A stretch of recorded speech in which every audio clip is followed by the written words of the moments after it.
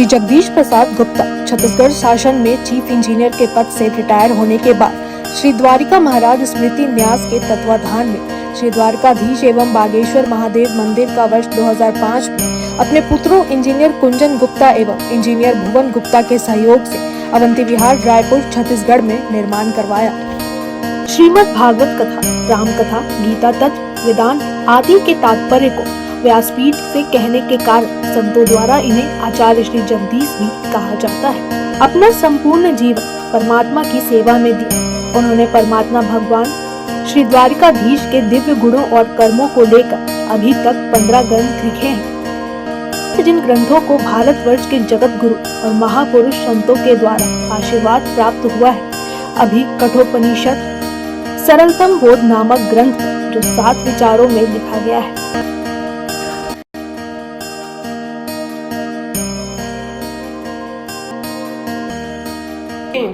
Continue करो, एक second. जैसे देह के भाग जीवात्मा और ब्रह्म माने कूटस्थ का विचन किया है, वैसे भगवान ने हम अब शरीर के भीतर हृदय देश में स्थित कूटस्थ ब्रह्म जो विदाभास माने जीवात्मा का भी आत्मा है। ध्यान दीजिए किस प्रकार जीवात्मा अलग समझाया, उसको हमको समझने के लिए हमने इसको कोट किया हुआ है, उसको हम यहाँ रख रहे हैं। क्या कि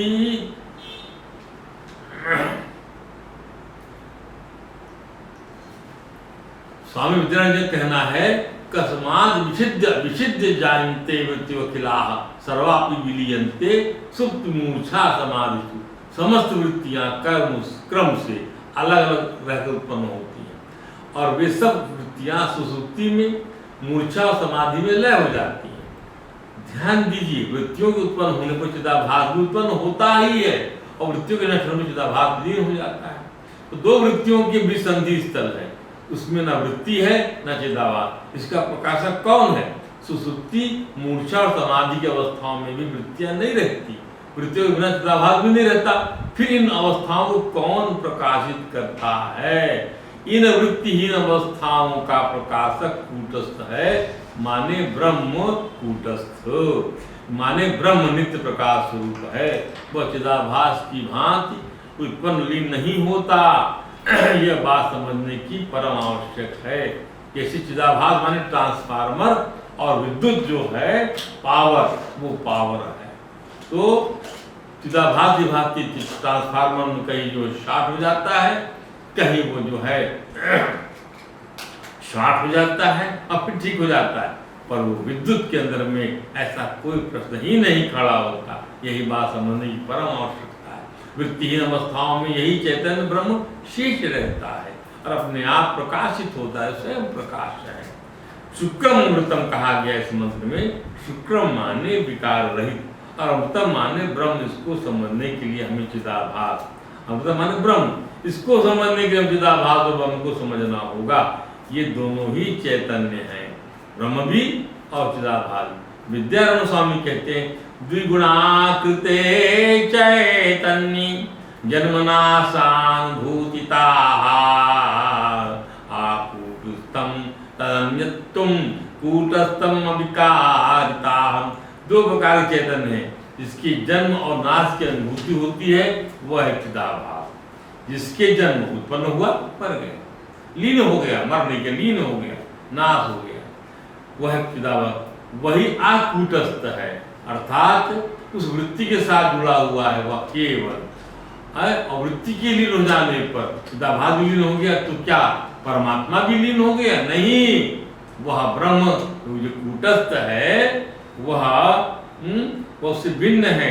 चैतन्य अविकारी होने से कूटस्थ है, क्योंकि उसमें उत्पत्ति और नाश नहीं है। वो केवल वृत्तियों से जुड़ा हुआ नहीं है, व्यक्ति जुड़ा हुआ नहीं है, वो समष्टि परक है। ध्यान दीजिए, इसकी विवेचना करते हुए स्वामी जी कहते हैं कि चेतना दो प्रकार की है, एक शुद्ध आत्मा और दूसरी चिदाभास। चिदाभास आत्मा का प्रतिबिंब है। चिदाभास क्या है? आत्मा का प्रतिबिंब है। जैसे लोहा तप गया तो वो तपा हुआ लोहा की जो अग्नि है वो चिदाभास मानी थोड़ी देर। बुद्धि वृत्तियों में आत्मा की प्रतिबिंबित चेतना चिदाभास कहलाती। बुद्धि वृत्तियों में आत्मा की प्रतिबिंबित सत्ता चेतना चिदाभास कहलाती। प्रतिबिंब का माध्यम न रहने से चिदाभास भी नहीं रहता। कोई शीशा हटा दीजिए, जल हटा दीजिए तो न प्रतिबिंब समझ में आएगा, तो निमित्त की वजह से ये समझ में आता है। बनने और बिगड़ने वाली वस्तु विकारी कहलाती है, इसलिए चिदाभास भी विकारी है कि वृत्ति के साथ उत्पन्न हुआ और वृत्ति के साथ नष्ट हो गया। विकारी वस्तु कूटस्थ नहीं होती, यही कारण है कि आचार्य से आप कूटस्थ कहते, जबकि आत्मा और जीवात्मा स्वरूपगत रूप से एक होने से कूटस्थ है। आत्मा और जीवात्मा आत्मा के अहंकार उपाधि से जीवात्मा बनाती है, जबकि आत्मा की प्रतिबिंबित चेतना चिदाभास है, जिसका वृत्तियों के साथ उदय और लय होता है। ध्यान दीजिए दोनों में अंतर, जहां जीवात्मा अहंकार ओढ़ लेता है, आत्मा तो जीवात्मा बन जाता है, और चिदाभास क्या है? चिदाभास आत्मा की प्रतिबिंबित चेतना है कि कोई निमित्त है, वहां पर कोई वृत्ति रूपी निमित्त है, इससे ऐसा मालूम पड़ता है। वृत्ति गई तो ये चला जाता है। इंद्रियों की रोज स्फुरना में यही चिदाभास आता है और लीन हो जाता है, इसलिए अकुटस्थ है। दूसरा चेतन शुद्ध आत्मा है, वह अपनी सत्ता से भी बिंब रूप स्वतः विद्यमान है, उसकी उत्पत्ति लय नहीं होता, सवाल ही नहीं होता, वो निर्विकार है, शुक्र है, अमृत है। ऐसी निर्विकार वस्तु को कूटस्थ कहते। लोहार की निहाई निर्विकारता का उदाहरण, कुछ अन्य विकारी वस्तुओं का दृष्टान भी है। इसी प्रकार शुद्ध आत्मा बुद्धि वृत्तियों का दृष्टान है और स्वतः अनिर्विकार है, इसलिए उसे कूटस्थ कहते हैं। अब देखिए अंगुष्ठ मात्र पुरुष जो कहा गया है, आत्मा को अणु भी कहा जाता है और सूक्ष्म। ऐसो आत्मा चेतसा विदति, माने ये अणु परिमाण आत्मा हृदय में रहता है और हृदय अंगूठे के बराबर होता है। अतः परम ब्रह्म आत्मा परिच्छिन्न की उपाधि से, हृदय की उपाधि से अंगुष्ठ मात्र बोला जाता है। परम ब्रह्म आत्मा परिच्छिन्न की उपाधि से, हृदय की उपाधि से अंगुष्ठ मात्र बोला जाता है। कौन? परिच्छिन्न की उपाधि से, उपाधि परिच्छिन्न की वस्तु की उपाधि से बोल दीजिए, वह अंगुष्ठ मात्र बोला। भगवान शंकराचार्य ने कहा हृदय की उपाधि से, यहाँ विभु आत्मा को अंगुष्ठ मात्र कहा गया, हृदय की उपाधि से। भगवान ने हमने इसलिए कहा कि तम स्वाशरीरात प्रबृहीत, इस अंगुष्ठ मात्र को अपने शरीर से पहले विवेक से अलग करके और फिर जानो। तम अंगुष्ठ मात्रा पुरुषा शुक्रम अमृतम विद्या, उस अंगुष्ठ मात्र पुरुष को शुक्र माने माया, अविद्या, कर्म, भोग आदि के मल से विनिर्मुक्त विकार रहित अविकारी जानो।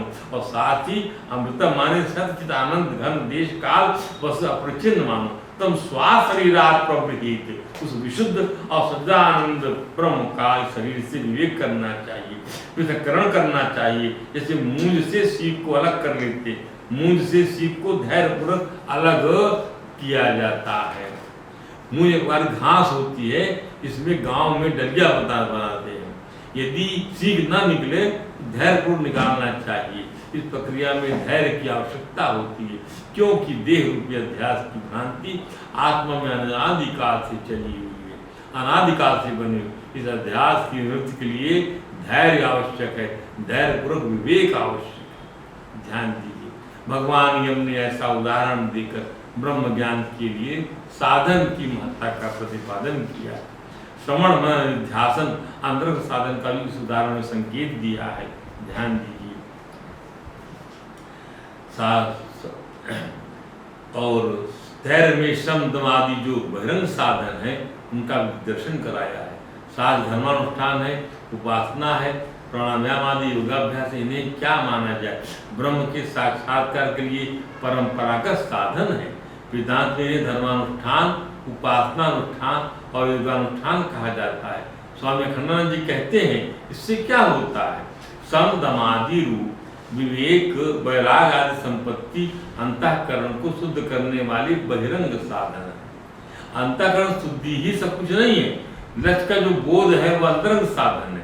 श्रवण मनन निध्यासन और तत्वम अस्यादि महावाक् अहम ब्रह्मास्मि सत्यम ज्ञान अनंतम ब्रह्म तत्वमसि अहम ब्रह्म आदि महावाक्य जन वृत्ति अविद्या वृत्ति का साक्षात साधन है।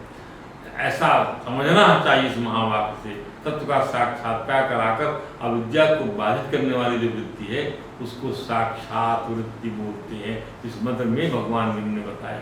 तो सारांश बात यह हुई कि साक्षात्कार में वृत्ति यह तो तत्वस्यादि महावाक्यजन्य है, पदार्थ शोधनी वृत्ति यह अंतरंग साधन है, और करण शोधनी वृत्ति यह बहिरंग साधन है। इसमें जो साधन उपकारी है वो परंपरागत साधन है, क्रिया तो उपकारी है हृदय के निर्माण में। अच्छा काम किया चित्त प्रसन्न हो गया, निर्मल हो गया, निर्मल चित्त में सुख प्रतिबिंबित होता है। अच्छा काम करना चित्त को निर्मल करने के लिए, प्रसन्न करने के लिए आवश्यक है। अच्छे काम का फल है चित्त का प्रसन्न होना। प्रसादे सर्व दुखा नाम हानि जाएगी। और निर्मल चित्त में परमात्मा कैसा है ये ज्ञान होने की योग्यता आती है। भगवान यम ने महावाक्य रूप में अपने उपदेश को समाप्त किया। तम विद्या शुक्रम अमृतम, मानो विशुद्ध ब्रह्म, उसे विशुद्ध ब्रह्म जानो। तम विद्या शुक्रम अमृतम, पुनः तम अंगुष्ठमात्रम पुरुषम अंतरात्मानम एवं शुक्रम अमृतम विद्या।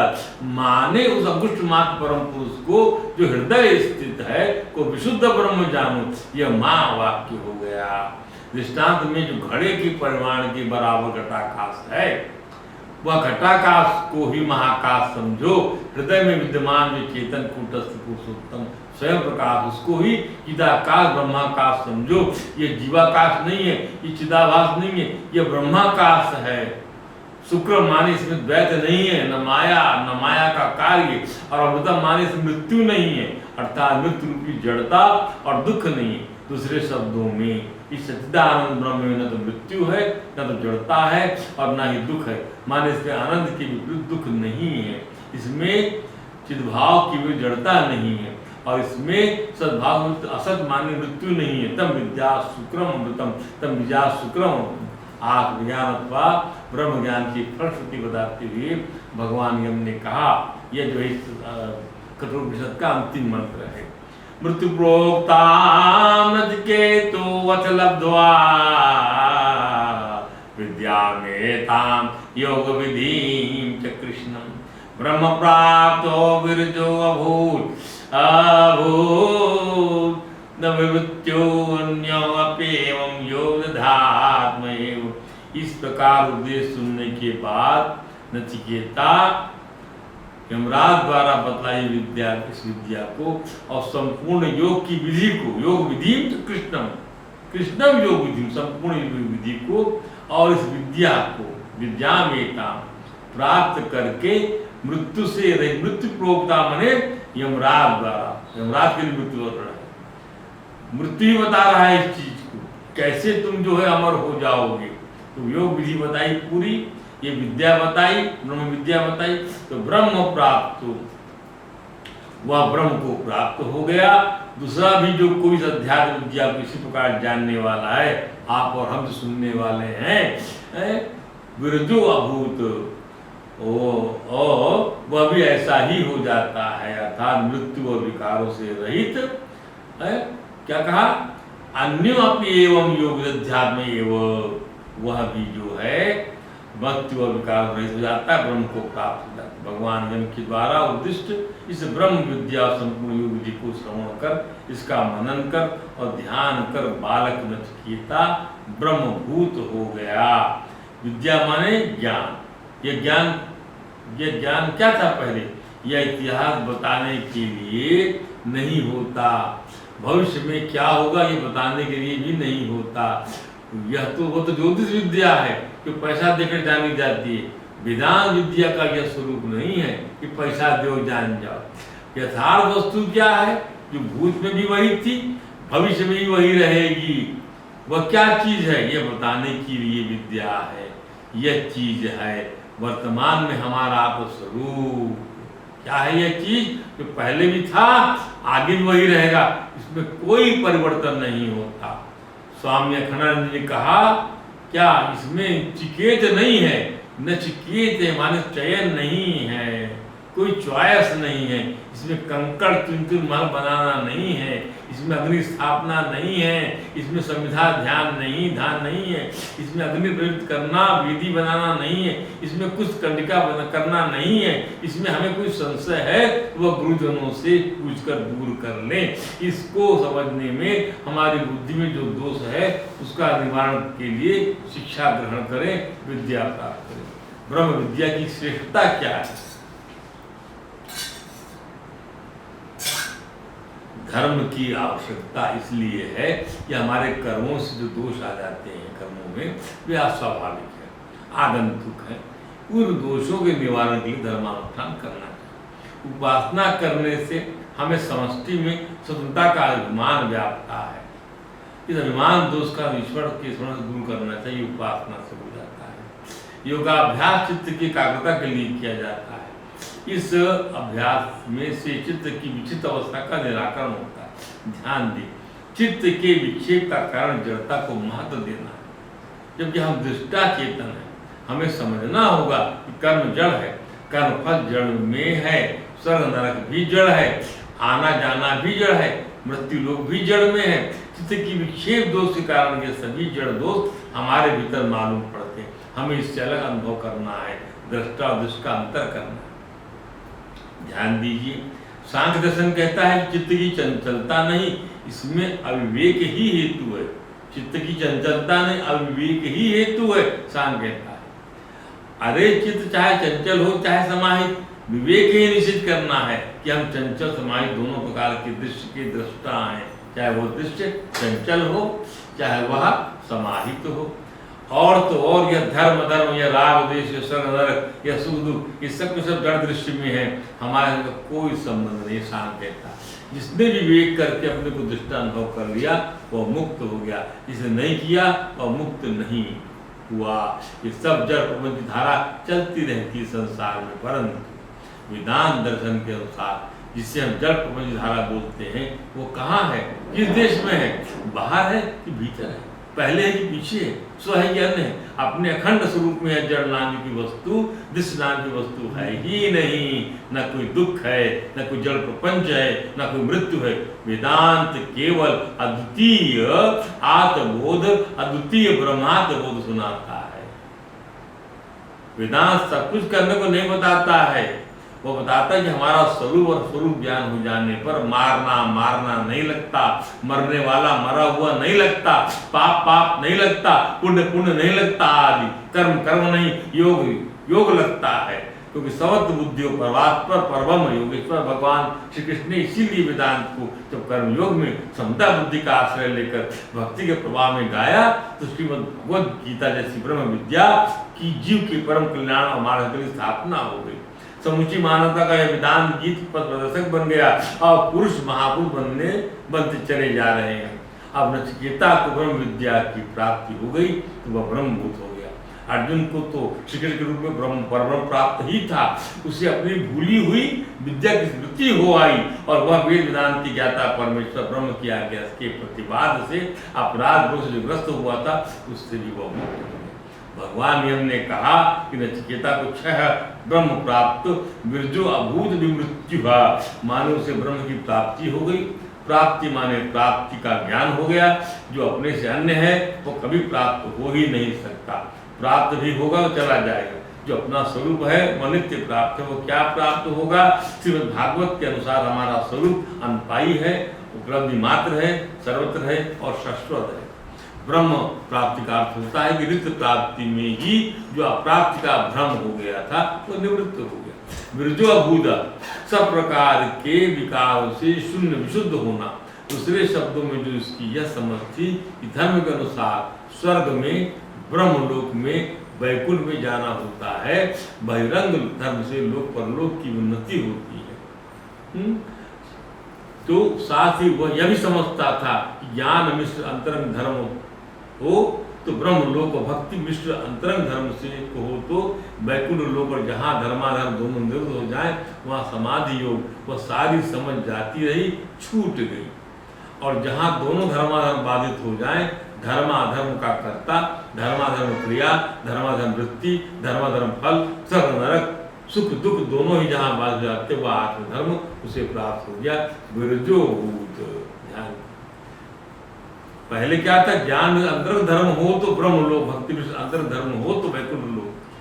और जहां धर्माधर्म दोनों निरुद्ध हो जाए वहां समाधि, वो सारी समझ जाती है, छूट गई। और जहां दोनों धर्म बाधित हो जाए, धर्माधर्म कर्ता नहीं रह गया, धर्म क्रिया नहीं रहेगी, धर्म वृत्ति नहीं रहेगी, धर्म फल नहीं रह गया, सर्वधर्म का सुख दोनों जहाँ बाधित हो जाए वह आप धर्म उसे प्राप्त हो गया, विरजो विमृत्यु। यह तो समझ में आ गया कि आत्मा धर्माधर्म से रहित है, परंतु मौत लगी हुई है, तो विमृत्यु माने मृत्यु से रहित है, प्राण विभोग रूप मृत्यु है। ये कल्पना हमारे जिंदा होने से भी हो सकती है। अरे हमारे बिना तो मृत्यु का सिद्ध नहीं होता। बोलना,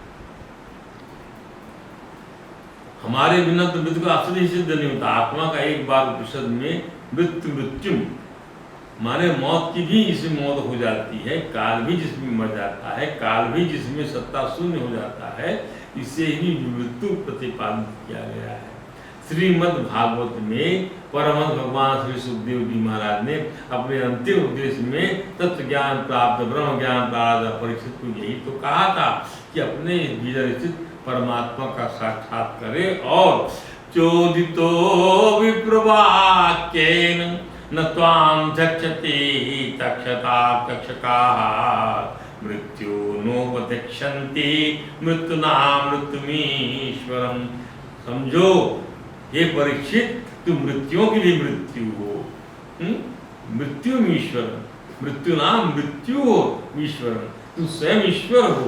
ब्राह्मण के साप से प्रेरित तक्षक तुम्हें भस्म न कर सकेगा। अजय तक्षक की तो बात ही क्या, स्वयं मृत्यु और मृत्यु का समूह भी तुम्हारे पास तक न फटक सकेगा। वे मृत्यु कहकर संबोधित किया था।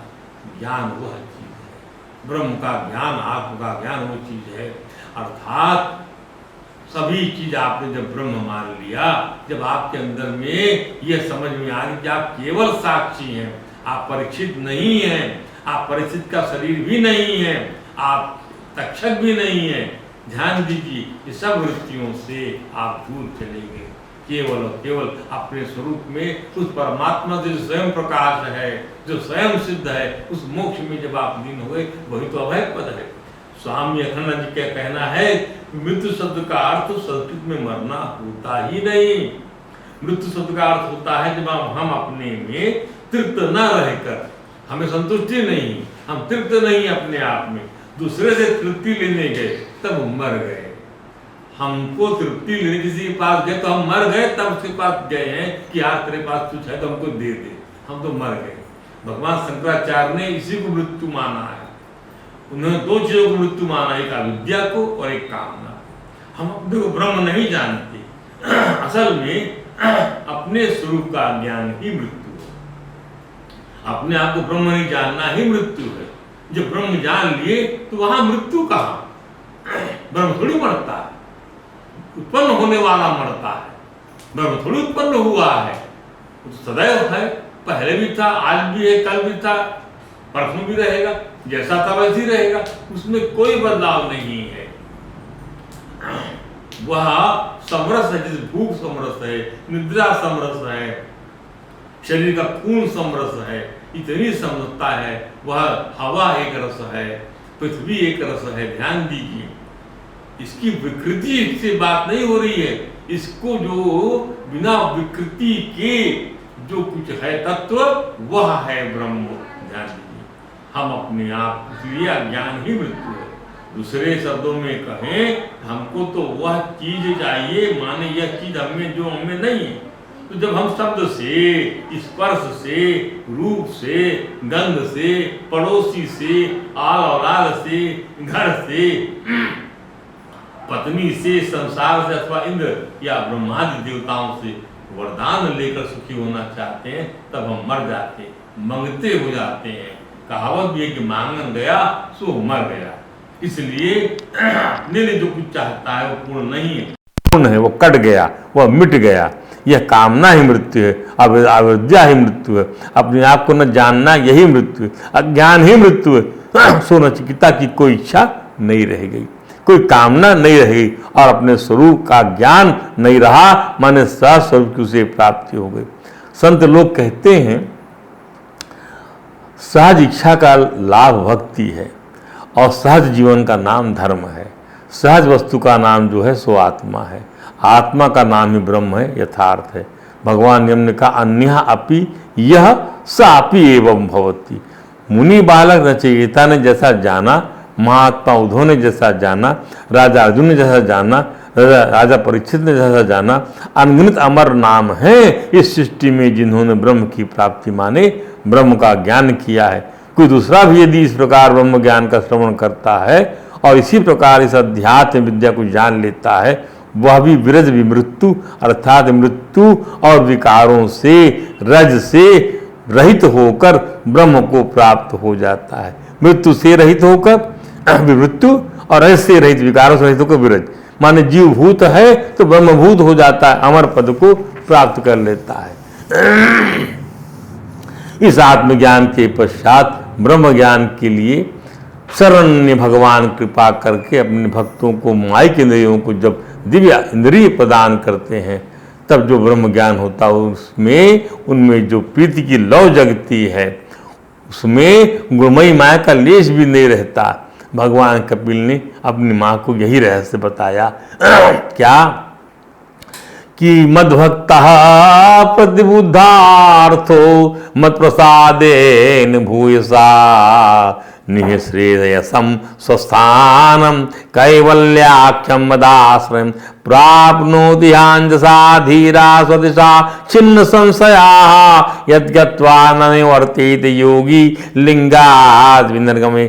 मैया मेरा वह धैर्यवान भक्त मेरी बहती कृपा से तत्व ज्ञान प्राप्त करके आत्मानुभव के द्वारा सारे संशयों से मुक्त हो जाता है और फिर लिंग देह का नाश होने पर एकमात्र मेरे ही आश्रित अपने स्वरूभूत कैवल्य संज्ञक मंगलमय पद को सहज में प्राप्त कर लेता है, जहाँ पहुँचने पर योगी फिर नहीं आता। भगवान यम के द्वारा उपदेशित कठोपनिषद के सातों विचार का आज यहाँ समापन हुआ है। आत्मज्ञान की प्राप्ति के बाद भगवान की शरणागति से उनके भक्त को उनकी कृपा मिलती है। भगवान की कृपा उसकी बुद्धि को, इंद्रियों को अर्थात उसकी समस्त प्राकृत इंद्रियों को वह अनुपम कृपा दिव्य बना देती है। उसे दिव्य चक्षु मिल जाता है जो स्वयं भगवान देते हैं। इसी ज्ञान से उसे ब्रह्म की अनुभूति होती है, भगवान से प्रेम हो जाता है और सारी सृष्टि भगवानमय अथवा ब्रह्ममय लगती है। ध्यान दीजिए, अर्थात प्रभु की कृपा का उपार्जन भी साथ में होता रहे, तब जाकर इसकी संपूर्णता प्रतिपादित होती है ब्रह्म ज्ञान की। इसको आप ध्यान से रखिए, ध्यान में समझिए। आज यहीं विश्राम देते हैं। आप लोगों ने बहुत आनंद से इसको सुना समझा है। भगवान आपका कल्याण करे। शीघ्र आप आत्मज्ञान की तरफ बढ़ें और जिज्ञासा करें कि हमारा किस प्रकार से आत्मज्ञान हम प्राप्त कर सकते हैं। उसके लिए कोई शंका समाधान हो तो आइए विचार करें। आज के लिए इतना ही। जय श्री कृष्ण। बोले वृंदावन बिहारी लाल की जय। हरे राम राम राम हरे हरे, हरे कृष्ण कृष्ण कृष्ण हरे हरे।